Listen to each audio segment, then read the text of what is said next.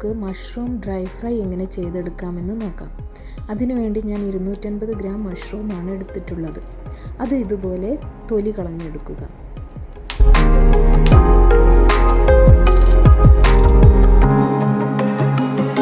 ശേഷം വെള്ളത്തിൽ കുറച്ച് സാൾട്ട് ഇട്ടിട്ട് സോക്ക് ചെയ്ത് വയ്ക്കുക.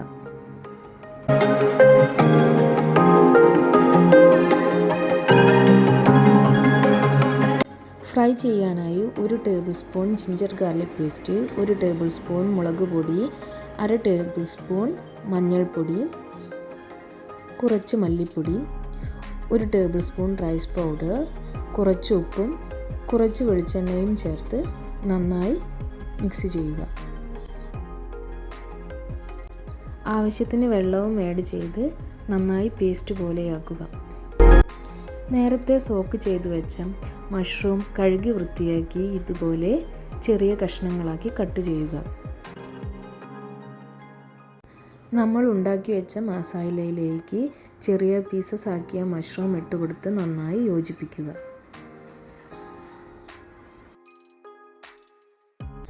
ശേഷം ഒരു ഫ്രൈ പാൻ നന്നായി ചൂടായതിനു ശേഷം കനോല ഓയിൽ ആവശ്യത്തിന് ഒഴിക്കുക.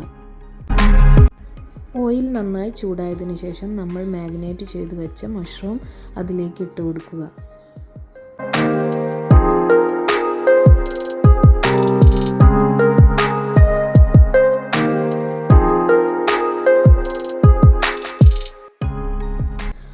ഒരു ഭാഗം നന്നായി ഫ്രൈ ആയതിനു ശേഷം അതൊന്ന് മറിച്ചിട്ട് കൊടുത്ത് കുറച്ച് കറിവേപ്പിലയും ഇട്ട് കൊടുക്കുക.